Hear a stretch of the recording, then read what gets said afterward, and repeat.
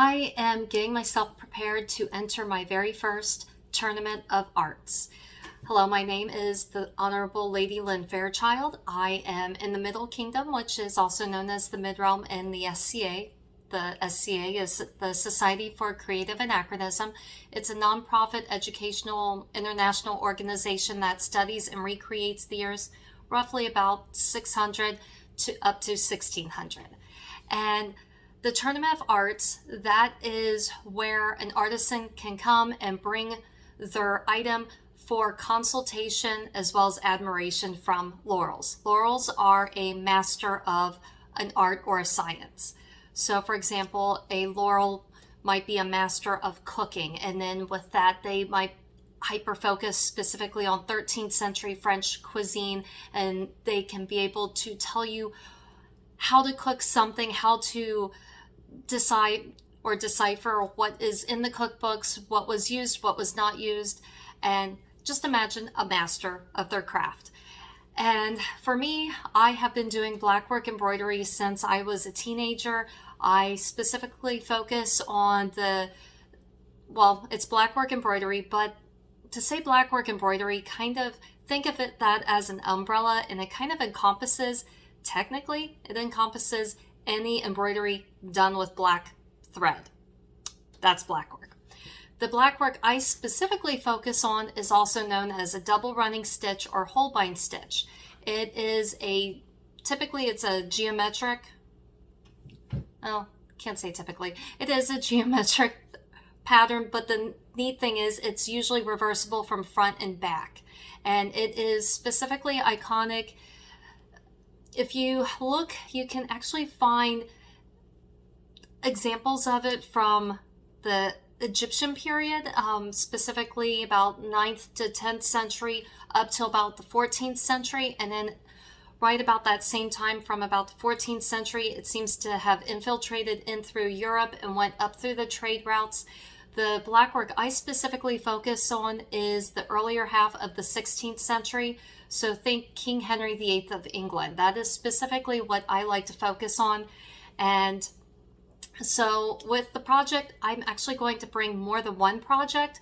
I'm going to have one that is going to be my main focus, but I'm also going to be bringing other pieces to help demonstrate what I've learned over the years, what I've changed up, and more or less just be able to geek out with others about blackwork embroidery, because it's something that I am very passionate about, which is also why I am doing this video as kind of a test run to prepare myself for the Tournament of Arts.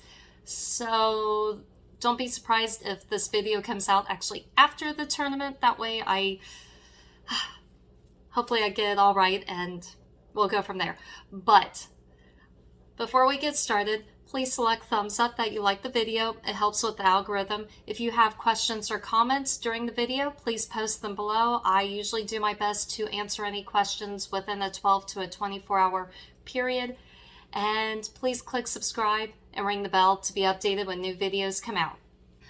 So for the Tournament of Arts, you are supposed to bring your best item, the item that shows off your work the best. And overall, I have to say I am very proud of my embroidery on this partlet. And I originally made this some years ago, but then I've added to it because when I first made this, it was for an arts and sciences competition. I went to the regional arts and sciences competition, and then I went to the kingdom level, and I had one particular laurel who he gave me some words of advice, and I took his advice. So some of the things that I've done since then is like right here, right along the edge. Originally, I had it as an unfinished edge. It was the edge of the fabric, so I didn't have to worry about the linen unraveling, but it did have that kind of unfinished look, and so he recommended that I do something to finish it.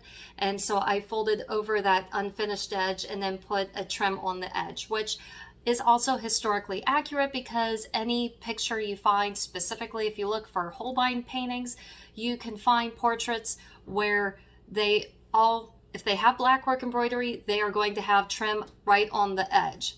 And so it's going to be a black trim on the edge as well as embroidery on the collar or the cuff. This particular pattern is actually a combination of a couple different patterns that I merged all together and kind of created my own pattern with. And for example, let's see, I guess I'll start with this ocean wave pattern right here that's in the middle. That is from one portrait. It's at the Kunsthistorisches Museum. It's labeled, I believe, Portrait of a Noble Boy with a Marmoset. However, if you do a Google search with that portrait, don't be surprised if you find either Edward VI when he was prince while Henry VIII was still alive, or Henry Fitzroy, who was Henry VIII, and that's King Henry VIII of England, the one with the 6 wives. You might also find Henry Fitzroy, and he was the illegitimate son of Henry VIII. So depending on websites you look at, some might label that portrait as being Edward VI, or some might say Henry Fitzroy. The museum just says a noble boy with a marmoset. But I digress. In that portrait, right along the collar, it has just an ocean wave with a line along the top and the bottom. And so I've incorporated that into my pattern. Also, this part, the diagonal part, that is from a portrait of the Earl of Moray, who was, I believe his name was James. Last name was Stuart because he was the illegitimate half-brother of Mary, Queen of Scots. So this is, and even with that, I've changed up the pattern a little bit, like the center part here of the flower, I've modified it so the pattern has a lot of historical aspects to it. It's all done in a historically accurate style, but I've also changed it up and made the pattern my own. One of the things, though, I will say with this partlet that I learned the hard way, and so it is one of those that, even though I'm really proud of my work with this, it does have something that I wish I had known about beforehand, and that is the use of beeswax. This was the first time I had ever used untwisted silk thread, and based on my research, I believe they used twisted silk thread for more than one reason.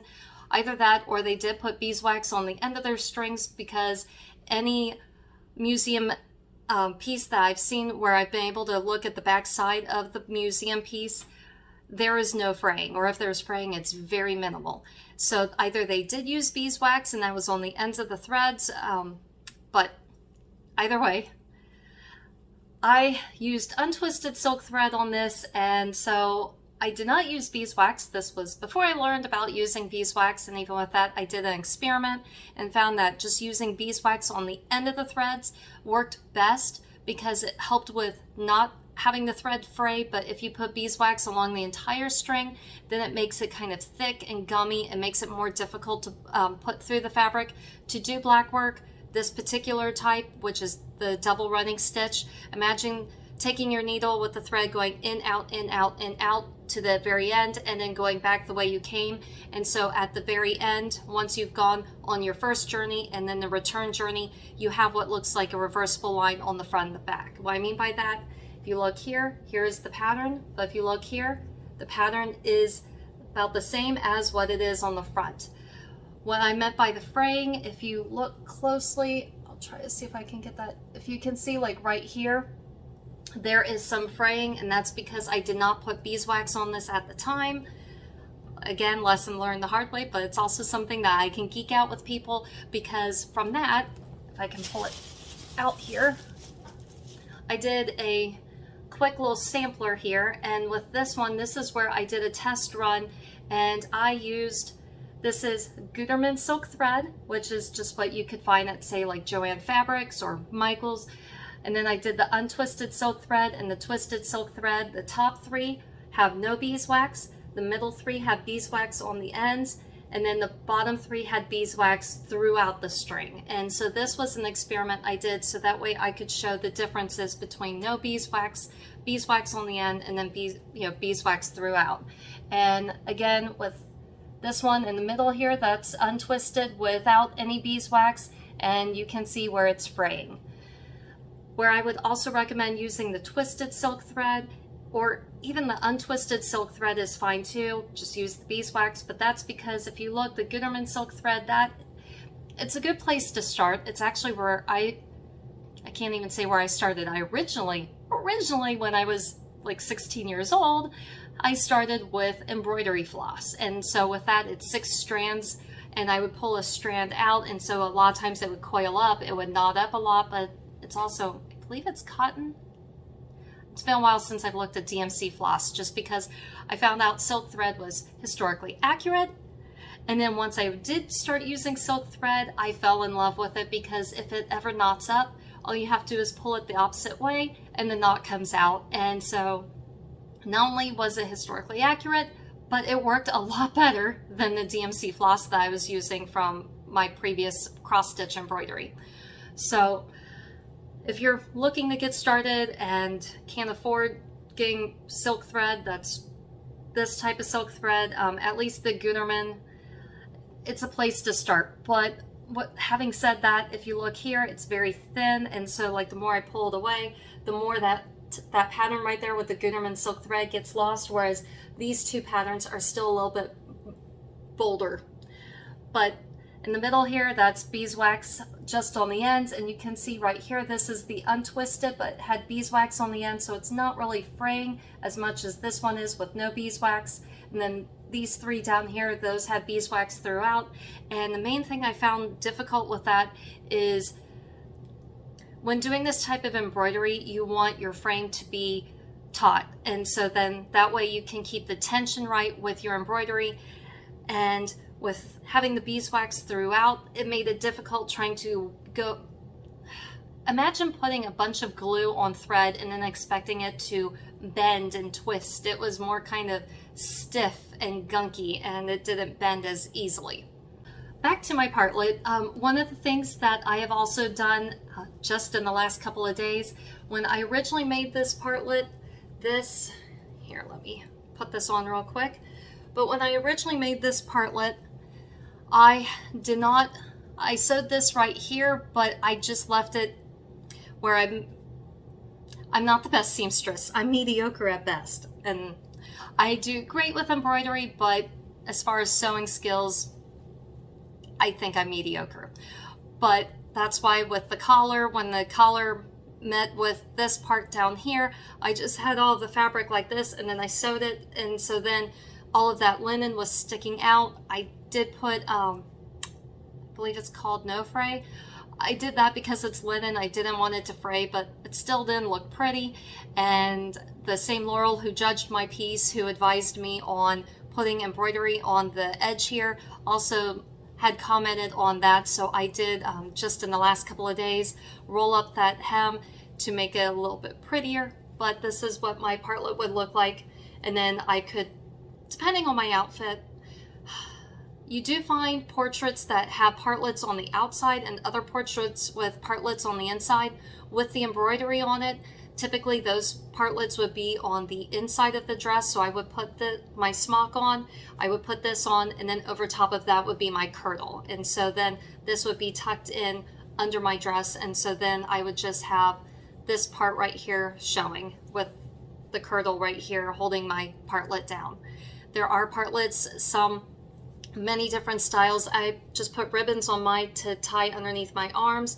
There are some that are sewn right here where they're sewn together, some they're not. I think that's just a personal preference. So to go with my partlet, I am also bringing other blackwork projects that I've done over the years, if anything, to show where I've grown, how I've changed, what I've learned. And for example, this is a partlet I did, I don't know, I would say probably in my early 20s, but this is that same pattern I talked about before with the portrait of the noble boy with the marmoset. So you can see it has that ocean pattern to it, but one of the things, if you notice how I have the partlet, this is the outside and then this is the underside. So with this particular partlet, because the tail ends are right here, I would always have to have it upright, otherwise you would see the tail ends woven in. And what I mentioned before about the partlet that I will be showing, I did the same thing here. So with the partlet, I have here is the collar part, here is the body part, and then I just simply attached everything together right here and then just sewed a seam, and you can see right here where it's fraying. And so this is another one where I might, before going to the Tournament of Arts, where I'll probably also roll this hem and stitch it up. I'm trying to do my best to take not only my main project to show it off and geek out about blackwork, but also this one I might keep as it is just to kind of show where I started and how I grew from that. Another example of an older piece that I have been actually updating is this.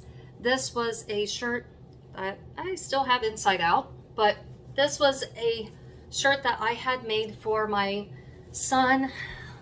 And I remember at the time he was so excited because he referred to it as his pirate shirt. This was a shirt that I made for him, and then shortly after I made it for him, he became authorized in youth combat fighting and then proceeded to do youth combat fighting in this with the blackwork embroidery on the collar or on the cuffs. This particular pattern is part of the pattern that you can find in Jane Seymour's pattern. And again, Jane Seymour is the third wife of Henry VIII. And she has a very full pattern. So this is just one little piece of that pattern, but I put it on the ends. What I've been doing in the last couple of days, I also had this right here, right along the edge. It was also unfinished, so I have folded it over and stitched it down. I'm actually thinking about also adding embroidery right on the edge to help spice that up, just to make it better. But also all of my inside seams had been more or less unfinished. They were sewn together, but it's linen and some of it was starting to fray, and so I have been rolling all of my seams and stitching it down, which is also why the shirt was inside out. But if you can see here, this is where I've been rolling the seams and stitching it down, so that way it's linen. I hopefully won't fray anymore. But I went from, oh, the other thing I forgot, when I talked about the DMC floss, the embroidery floss, this on this partlet, that's embroidery floss. So I went from that to this, which was the Gutermann silk thread, and from there I made this, and this is a sampler that I did. This is also done in the Gutermann silk thread. All of these patterns are found on the 16th century Italian sampler at the Victoria and Albert Museum. So these are patterns, specifically the patterns from the sampler. So I haven't modified the patterns at all. I haven't changed them up any to make them more my own, but this is also a good kind of educational piece if you're looking to do something that is specifically 16th century Italian. These are patterns that are on that sampler, but that's also done. If you look closely, this is also unfinished, so it's fraying on the edges. I did put that no fray stuff, so that's helped a bit, but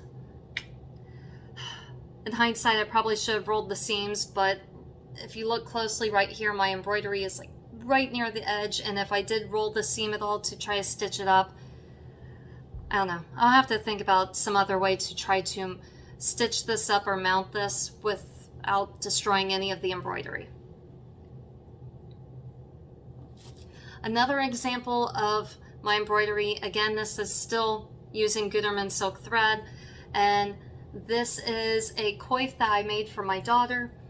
And this flower pattern is actually kind of a combination of two different flower patterns that I had found from other samplers, and I kind of took the two patterns and made it into my own flower pattern. So this is a pattern that is unique to me, but it is still going within the rules of blackwork embroidery from the 16th century. And if you look, it's a flower inside of a diamond, and each diamond, because I actually had a person ask me this, and it took me roughly 20 minutes per flower with a diamond, and I believe there are, I want to say 88. I'll have to double check my numbers, but I remember it's 80 something. I believe it was 88 diamonds total. So you could do the math. 88 diamonds times 20 minutes per diamond with a flower in it. In addition to embroidering this coif, I also, this is just a lucette cord that I put in.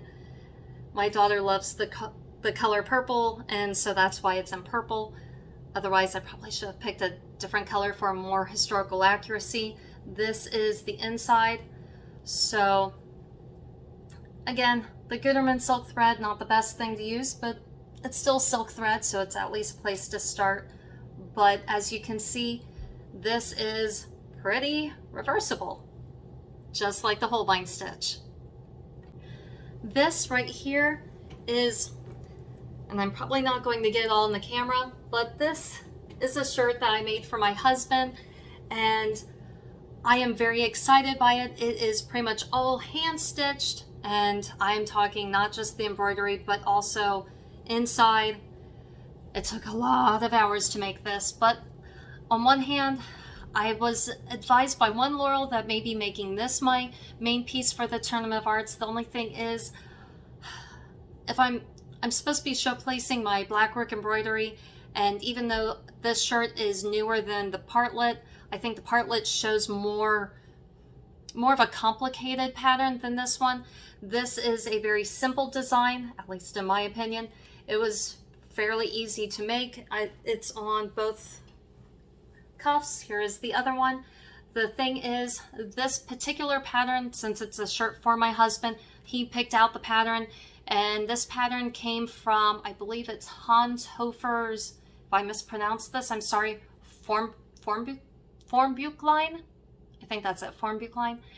And that's because my husband has a German persona within the SCA, so he wanted a German pattern, and that's where this came into play.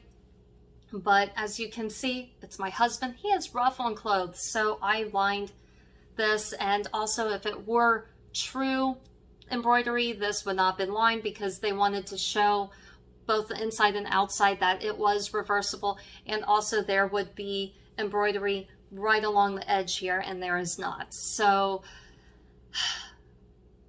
but I'm probably still going to show this. If anything, take it with me and show it off, if anything, just to show what I do know, and this is not what they would have done, but this is what my husband asked for, so that's why I did that like that.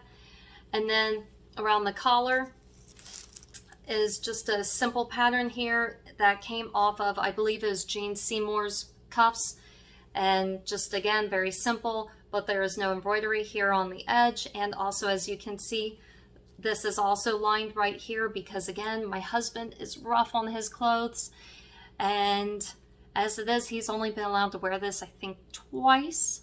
I guess I shouldn't say allowed. Well, I've asked him not to wear this more than twice. He has worn it for court, and that's about it, because if he wears it during the day, he does fencing and blacksmithing.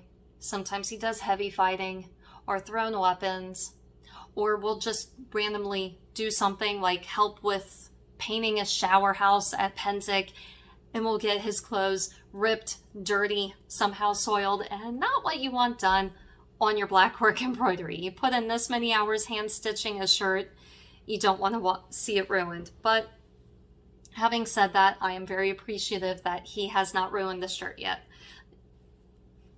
But overall, I'm happy with how this one turned out. If you look closely, there is a seam here on the back, and that's because I had this and the cuffs, they were all mounted onto a slate frame, and the slate frame I have, the widest it can go is 15 by 15 inches, except my husband's neck is more than 15 inches around, which is why I ended up having to split the pattern here and here and then kind of join it together on a seam in the back. And I don't think I will have time to do anything with this latest one, but this is one of my latest pieces of embroidery. Originally, I made this to be cuffs for someone else, but then I gave it to another lady who was going to make the outfit for yet another person, but then life happened, and so the embroidery came back to me, so I will be making this into a pair of cuffs. So this section right here will be cut, and then this section here will be cut. And the thing is, I don't know, I'm still trying to decide a couple of things. First of all, I'm trying to decide how wide or how small I want the cuffs to be along the wrist. Also, what pattern I want to use along the edges. This particular pattern came from that 16th century Italian sampler that I had mentioned before. So I think since this is Italian, that I should do an Italian pattern along the edge. But until I know for sure how, like the size of the cuffs, how wide or how short I want it, if I want it right along here, if I want it to go up to here to my knuckles, given the size of the embroidery, it'll probably be just something small right here, and then I can just embroider it. However, if I really wanted to, I could mount this back on my frame and add more to the bottom and to the top with the embroidery, embellish it more, and then make the cuffs longer. So that's another thing that I'm playing around with, which is why I'm going to bring this as a showpiece to show off what I'm capable of. But this is just as itself, this is not something that I'm proud of it, but it's not finished enough for me to show it off at a tournament of arts. But here is the back side, and then this is the front side. So again, this is where you get that reversible Holbein stitch. Well, wish me luck. I don't know if I'll probably not post this video until after the tournament of arts, so even though I'm saying wish me luck, it's probably going to be too little too late, but still, fingers crossed that all goes well. I'm super excited about it because, well, I get to show off blackwork and I get to geek out with other people about blackwork. And aside from showing off that, I also have, this is a binder that I've been putting in random blackwork stuff since, well, since my teenage years. So if, you know, I might have papers in here, like just opening this up right here, I have a pattern from November 2003. So that tells you I've just been collecting stuff over the years, and I'll be bringing this because this is one of my things that I get excited about. If people have questions, I can flip through. I have a lot of portraits in here, a lot of patterns in here, and I can just geek out about blackwork embroidery with people. So hope all goes well at the Tournament of Arts. Thank you for watching. If you have questions about blackwork embroidery, please feel free to ask. Post your question below. Please select thumbs up that you like the video, and please click subscribe and ring that bell to be updated when new videos come out.